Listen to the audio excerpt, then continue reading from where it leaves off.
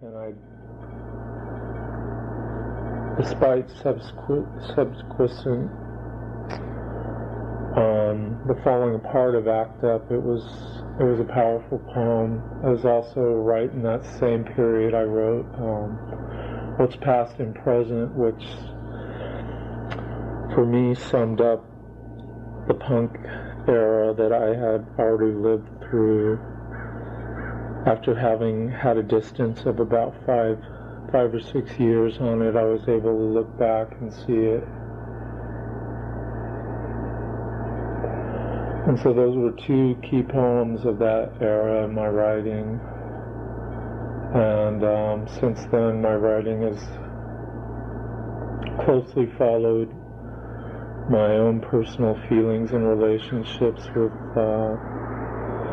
looking to the past, back at Christopher, through people such as Donnie, Jack Lamb influenced my writing. Of course, style-wise, Darby Crash and the Germs, Sex Pistols, Joy Division, New Order have all influenced my style of writing, along with Morrissey of the Smiths. Big influences there. The way Factory Records was run was how I wanted to run DBPL, by putting out other people whose work I admired creatively and visually. I wanted to do something that was visual without me having to draw, because I'm not much in the way of drawing, though I did do drawings in some of the very early DBPL things. It's never been my forte, and so I would steal graphics wherever I deemed it appropriate and use bits of graphics, wherever I could, whatever fit the mood I was trying to work into a certain chapbook, whether it be my work or somebody else's work. And I continued that style up until 1995 was the last time I put out a DBPL product, what I call products. And since that time, I've had to really struggle with any creative impulses, any writing. At that time, of course, the saga between Randy Gerke and I had gone up and down and up and down, and I still love him like the great love of my life that he has been, even though it was never sexually consummated. It was the most major relationship I've encountered in my life as far as the intensity of my feelings for another human. Just slightly above what I felt for Christopher, which was also very deep, and luckily, or badly, that was a very sexual relationship. And that brings me to this time in my life, which is the beginning of summer 1997. I met Albert Madrigal a few weeks ago. We dated. We have dated. We've been dating. Things have gotten pretty intense there this last weekend, either through miscommunication, a number of things, maybe too much too soon. It's slacked off, and I haven't seen him now in a week.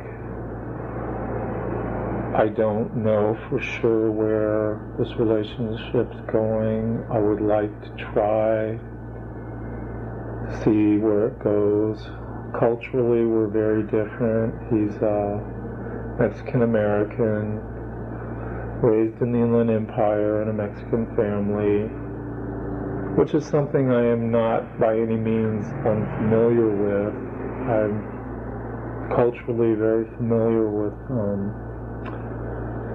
the Mexican life of California and the history, the fact that they were here first, but Indians were here long before anybody else. So it'll be interesting to see exactly what happens. I've had this ongoing 7-year relationship with you and Liz, which is very, very dear to me. You now have a son, Connor, which I'm so happy for you guys. I'm sorry I haven't let you know sooner or sent a card or anything, but I'm so happy his birth went well. I'm happy that you're both parents.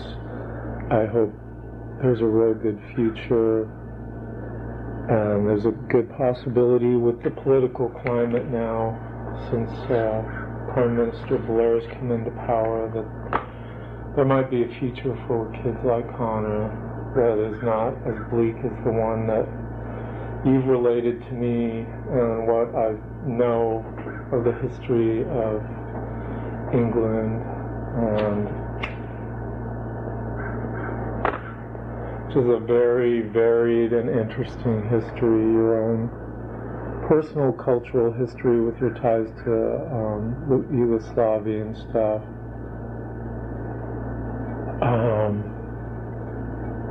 And your friendship has been very, very, very dear to me, and I love you all very much, as I know you do me too, and I appreciate all the support and comfort you guys have all given me over the years. I would like to continue writing. There's a few poems that I still have not typed up that I've written towards the end of last year, both about Randy, and showed a lot of anger. I guess he stopped by for the first time since February of 1986 last week, but I had gone with Albert to a doctor appointment of his. He left me a note on my notepad, and I'm sorry I missed that, because no matter what, things are different there. It can never be what it was. That pattern that he and I kept returning to all throughout till June of 1995.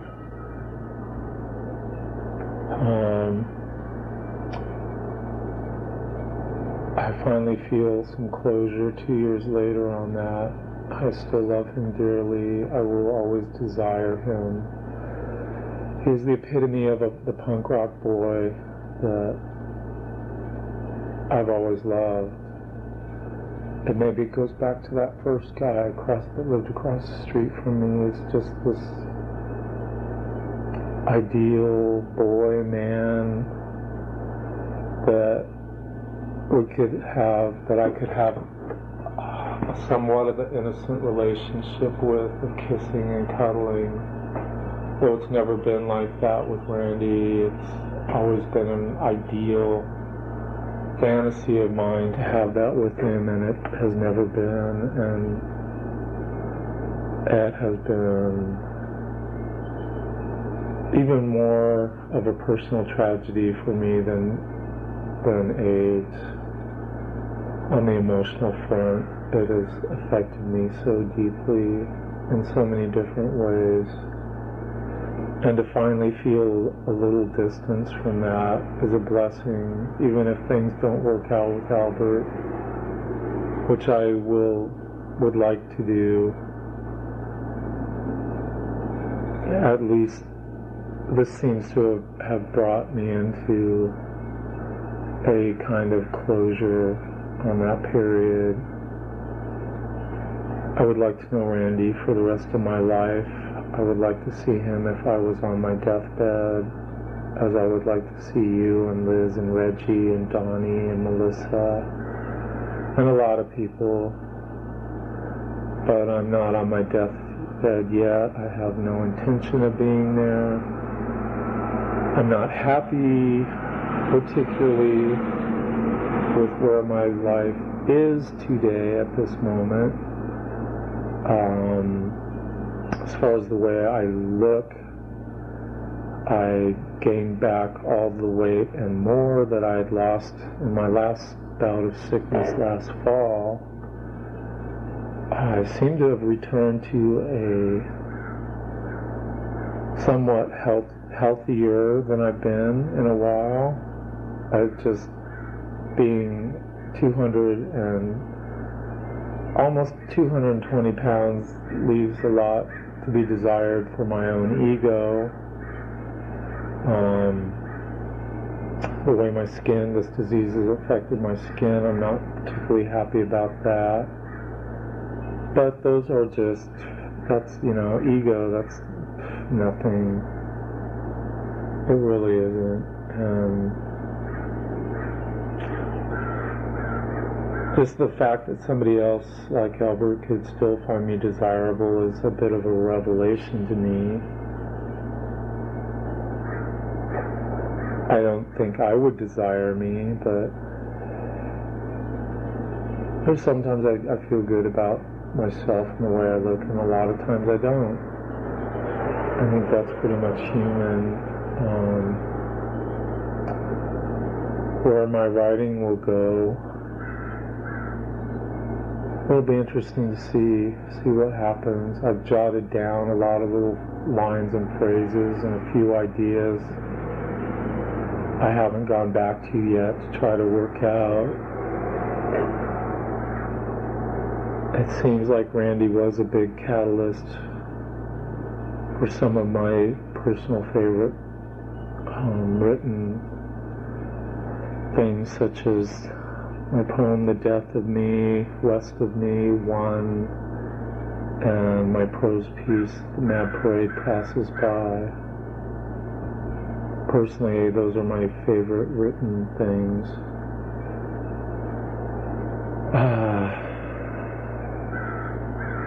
I still listen to punk rock. I listen to hardcore. I listen to blues. I listen to rock and roll. I listen to heavy metal on rare occasion, but I still do. I even occasionally listen to country music, all which have played a part in who I am. Music has played a big part. I'm 37 years old. In August of this year, I'll be 38. I'm almost 40 years old, and for the past quarter century or more, music has played a huge part in my life. It has shaped the person I am and may shape the person who I will be. I don't know where this disease will take me as far as AIDS goes. I certainly hope I never experience the mental dementias I've experienced in both the end of summer of 1995 and the end of summer 1996. That period frightens me. I still don't understand it. I think it has to do with fevers, possibly a bipolar disorder, what they used to call a manic depressive. I know you've experienced me at manic moments when I've called you in England. I've racked up huge phone bills trying to call people when I was on a manic roll, and I think since that time I overcompensated by going into deep depressions, which is the polar opposite of manic behavior,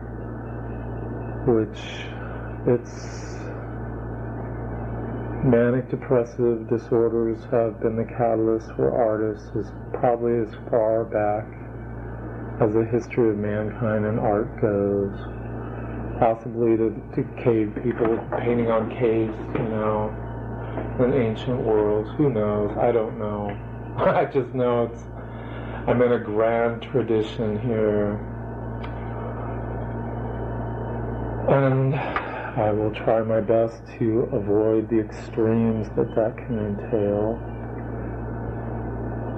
As interesting as they can sometimes be, they can also be very, very destructive. And I don't wish to go there. So, as far as my future goes, it's an open book. In some ways, I believed John Lydon 20 years ago when he ranted about there being no future. And for some people, there has been no future. And I've seen the circle go around and a new circle start. I think the early 90s burst of energy that Nirvana inspired died in a lot of ways with Kurt Cobain's death, which, along with Ian Curtis's of Joy Divisions, affected me a great deal in that there are two prime examples of people who did not stick it out, who did not wait to see what tomorrow would bring, and have so enshrined themselves in a mythology. Well, there's a lot of truth there, there's a lot of misinterpretations, and I guess that's what doing that does. You know, it fits in with Marilyn Monroe, James Dean, all that shit. Jim Morrison. I've chosen so far not to do that.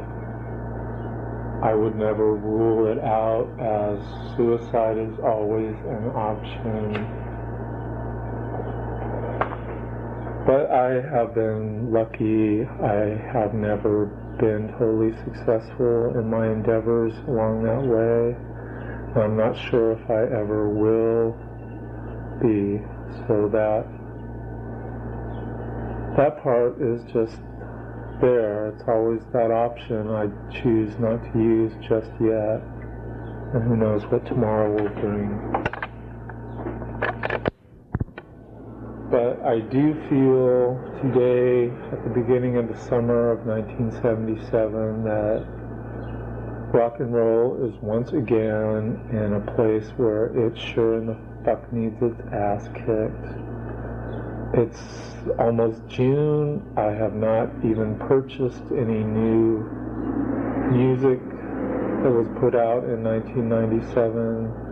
I haven't heard of or heard anything that appeals to me to make me want to have that same rush of going down to the record store and buying what now would be CDs. That would really, that rush of getting something new and can't wait to slap it on the boom box, the CD player, and blast out something. Increasingly, I find myself turning to old things. I listened to the Germs just 2 days ago. Sinead O'Connor, shit. Just going back, you know. Not listening to anything brand new, which is a shame, because I'm sure there's something out there somewhere. I just don't know what it is, and maybe it's not for my ears to recognize or hear. I'm middle-aged. I believe a person cannot be an adolescent after the age of 35. At the age of 35, when things started changing. For one, I certainly could not come like I used to. My sexual drive slackened. A lot of things changed, it seemed. By the time I turned 35, energy just isn't there, and it's also this disease that has encroached on my ability to have energy the way I used to, but a lot of it is just getting fucking older. And as you and Liz, I'm sure, will discover having a child, that will encroach even further. As I'm sure you probably let go of your adolescence. I think I was lucky I was able to hang on to it at least until 35.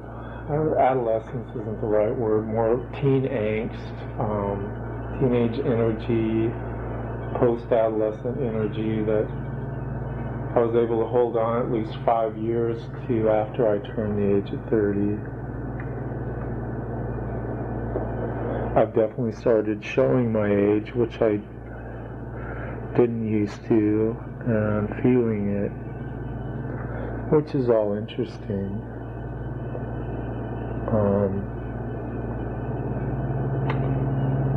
What a strange trip this has been. 20 years later. It'll be 20 years in the fall since I bought that first Sex Pistols album. It's over 20 years since I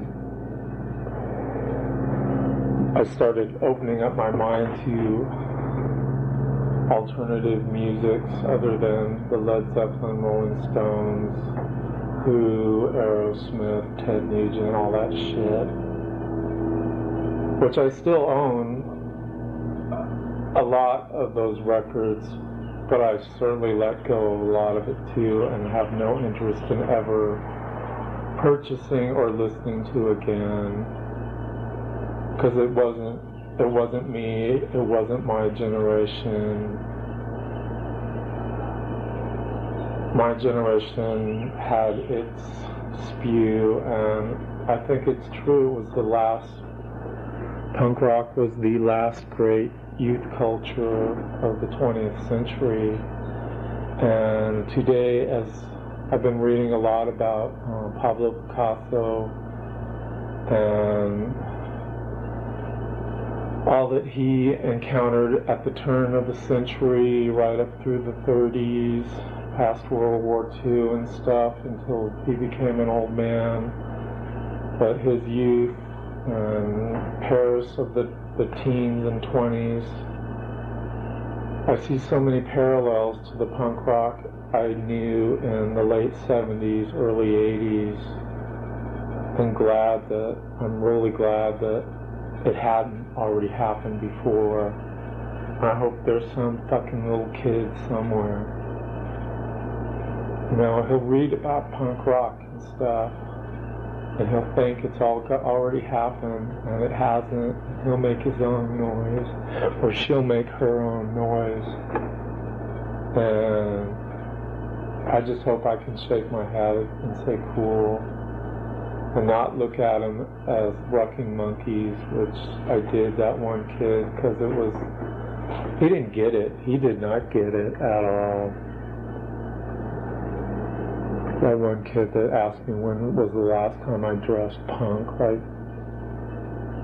that just had nothing to do with it for me.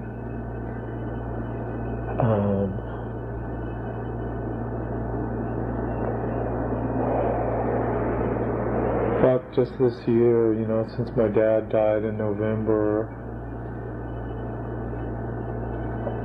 it seems like there's been a lot of closing of doors. And I'm not quite sure what doors are going to open. Things are still so new with Albert, and I was ready to throw it all away when he said he'd call this last weekend and didn't, and I felt like he'd ditched me to go partying with this other friend of his. And I instantly reverted back to patterns that I'd already gone through with Randy and numerous other guys, all the way back to Chris and Paul. And that just doesn't feel right. So I'm willing to give it a chance. And hopefully I'll see him tomorrow, Friday, and find out what happens with that. Maybe I should save a little bit at the end of this tape, because it'll be after the 3rd of June before I can mail this, because I don't get paid till then, and I've got $20 to my name to last me another 5 days, which will be difficult to say the least. But I have cigarettes, I have food, a roof over my head, and I'm doing okay. I don't know why, Al, it has taken me almost a year to get around to doing this interview. I did not want to do it. I had listened to all your questions. I guess I wasn't ready to revisit at that time. I hope I've given you something to go on here.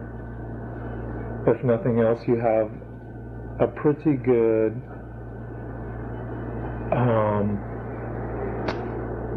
oral history of Daniel Drew Bailey, also known as Drew Blood, and I guess that's what you were asking for, and that's what I've tried my best to give you.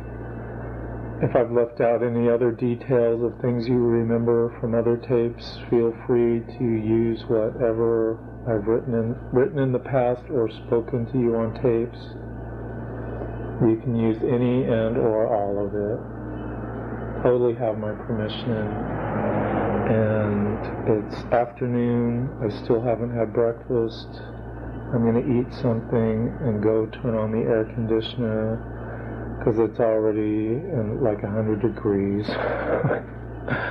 Anyway, I love you guys. I'll put some more on this tape. Goo goo gaga to Connor, and you guys take care. Bye-bye. I love you. Okay, Al and Liz. Basically had a boring weekend, no Albert. But well, I'm not upset.